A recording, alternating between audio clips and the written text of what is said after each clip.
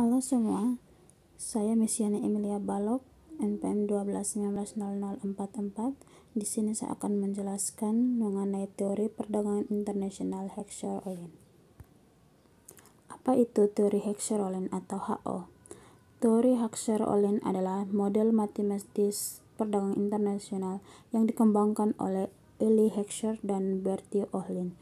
Model ini didasarkan dari teori keunggulan komparatif David Ricardo dan memprediksi pola perdagangan dan produksi berdasarkan jumlah faktor atau faktor endorment suatu negara.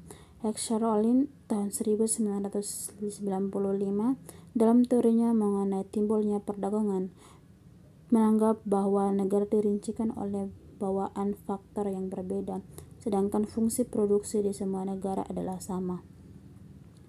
Teori Heckscher-Ohlin atau HO mempunyai dua kondisi penting sebagai dasar dari munculnya perdagangan internasional, yaitu ketersediaan faktor produksi dan intensitas dalam pemakaian faktor produksi atau proporsi faktor produksi.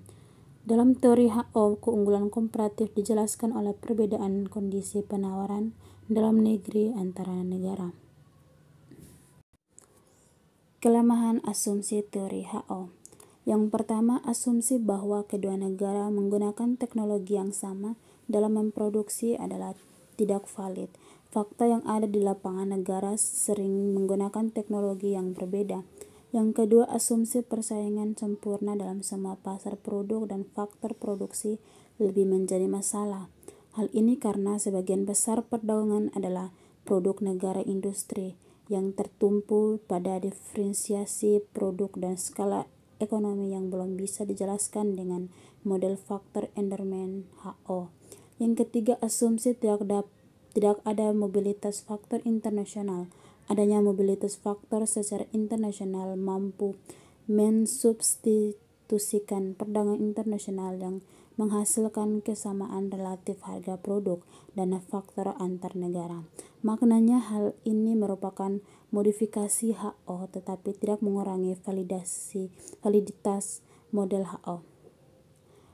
Yang keempat, asumsi spesialisasi penuh suatu negara dalam memproduksi suatu komoditi jika melakukan perdagangan tidak sepenuhnya berlaku karena banyak negara yang masih memproduksi komoditi yang sebagian besar adalah dari impor.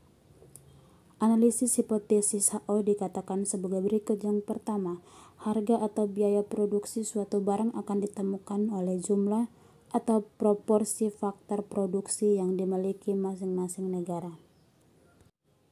Yang kedua, comparative advantage dari suatu jenis produk yang dimiliki masing-masing negara akan ditentukan oleh struktur dan proporsi faktor produksi yang dimilikinya.